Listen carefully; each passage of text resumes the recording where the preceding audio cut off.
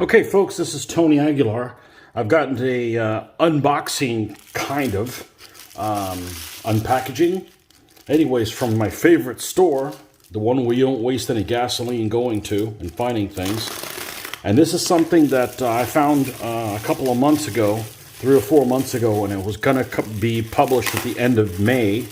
And I was all excited for it because it fits into the project that I'm getting ready to work on. And it is a new Osprey book, The Tanks of Operation Bagration. And the demolition, I've never heard it called that. It's always the destruction of Army Group Center, but here they call it the demolition of Army Group Center. It's a book by Steven Zaliga, who is prolific in his World War II tank subjects. He might do other things, but that's where I know him as. Even 30 years ago when I was doing modeling, he was well known back then. And illustrated by Felipe Rodriguez. So this is brand new. It just came out literally a couple days ago. And we're going to do a page-by-page turning on it, show you what's inside. And this, of course, is at the same time that the Normandy landings were happening. The Soviets launched their attack on the Eastern Front in full force in the center of the lines. And here it talks a little bit about it. Operation Bagration, the 1944 summer campaign on the Eastern Front, was the biggest defeat of the German armored forces in World War II. Forced to make hard decisions with the invasion of France expected, German tank forces in the central Belarus section were weak compared to the heavy concentration in northern Ukraine. The Soviets exploited this vulnerability, annihilating Army Group Center, and in 5 weeks the Red Army was at the gates of Warsaw. So this is a few pages, and we will take a look at what we have here. I've got a bunch of T-34-85s that are waiting to get inspiration from this. And here's the contents: doctrine, organization, technical factors, the campaign, battle analysis, and then further reading. And here it tells you the breakdown of the tank and AFV types, east versus west. On the west, it says 69% of them were Panzers. Just a little over 20% were Stugs. And Panzerjägers 10.5. On the Eastern Front, apparently there was 44.5% Panzers, 39.8 Stugs, and 15.6 Panzerjägers. And it even goes down into which types they had. Of each kind between Panzer IVs, Panthers, Tigers, Stugs, and Panzerjägers. And apparently in June 1st, there was only 6 Tigers. Interesting. That's a very, very low number. So anyhow, talks about that. Has breaks down of the individual types between Panzer IVs, Panthers, Tigers, and Stugs by divisions. And also the heavy tank battalions, which looks like there was 4 in Army Group North. Army Group North Ukraine. Wow, I didn't realize that. I didn't realize that there was this much in northern Ukraine as opposed to in the center.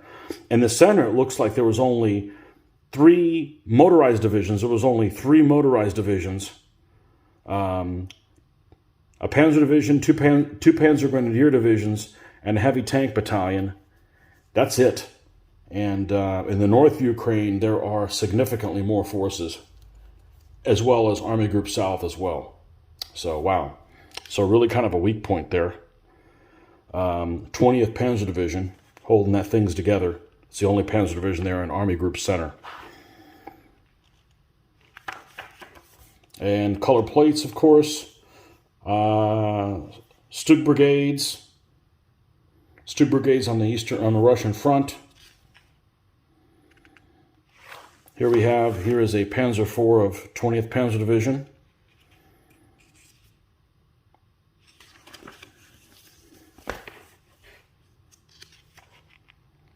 Black and white color pictures.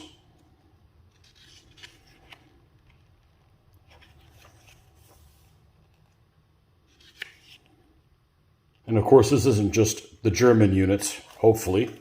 It has the Soviet units as well. Su-85s, no doubt. The Su-100s weren't out yet. The Su-85s and the T-34-85s were pretty new at this point.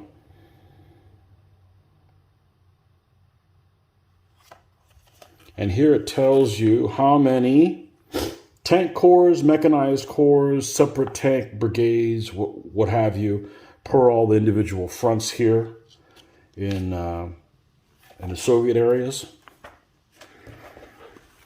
Here we've got some Panthers. Both of these are A's, both with Zimmerit.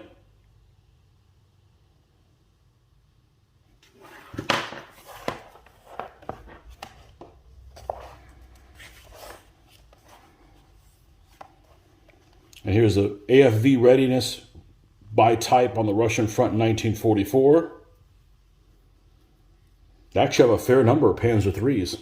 69 as opposed to 84 Panzer IVs, so Panzer IIIs were still a factor in 1944.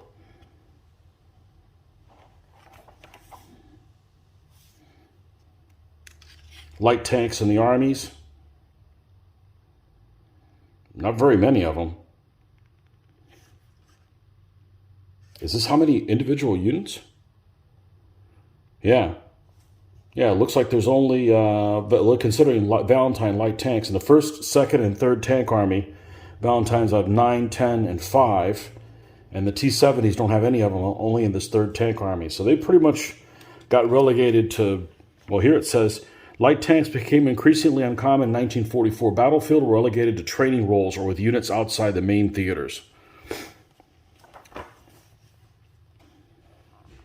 And here is the transition of the production. T-34 production, 85 millimeter gun in 1944. So they started cranking those out. This is a pretty famous picture there of the T-34-85s. Got Soviet M4A2s, Lend-Lease. I don't have any Sherman tanks in Soviet service and probably never will. It's just not something that really appeals to me. German AFV strength by Army Group June 15th, 1944. It even lists Panzer IIs and IIIs. Panzer IVs, Panthers, Tigers, and Stugs. Lots of ideas, maybe not super specific stuff, but just kind of give you an idea of what's where. And this is, I've seen this particular tank before. And I like that it has the white stripe on it. I'm a big fan of that. Just adds a little bit of color.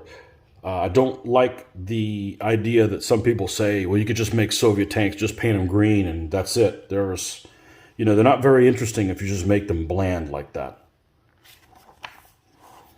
This is a Marder 1. You can tell because that looks like a really big gun. Well, it is a 75 millimeter. The problem is it's on a Lorraine Schlepper chassis, which is very, very small. And it's a very top-heavy vehicle. Here we have a Stug. This is a Stug 4. And it has interesting markings on the Balkenkreuz there. It looks like the center is filled in with brown. Make it a little bit less conspicuous, I'm guessing. Here's a tank skirmish. Talks about a tank skirmish in August of 1944. And there's the picture. We've got T-34s going up against King Tigers.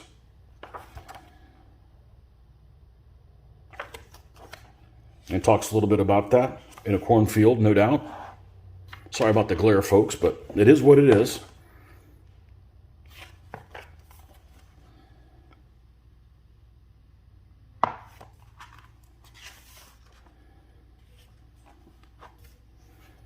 German AFV losses in the East, summer 1944.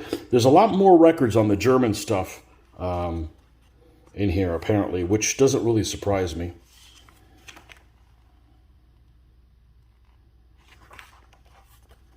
And then Soviet AFV losses. Summer 1944 campaigns. Here's the further reading. And there you have it. So this is Tanks and Operations Bagration 1944. Not a whole lot on the picture thing. I still think that if you're going to do ideas for painting your vehicles, the internet is really the #1 source. I know there's a lot of wrong stuff on the internet, but it really gets you a good starting point. But the text and detail of these is actually what is more valuable necessarily than the pictures. So anyhow, hope you guys enjoy this. This is just right off the presses. It just came out a couple days ago, and there you have it. Maybe you saw it here first. So anyways, we will do more things like this that are especially World War II related on this channel. If you're not a subscriber yet, I encourage you to go ahead and subscribe so you don't miss anything. And we'll see you guys on the next one. See ya.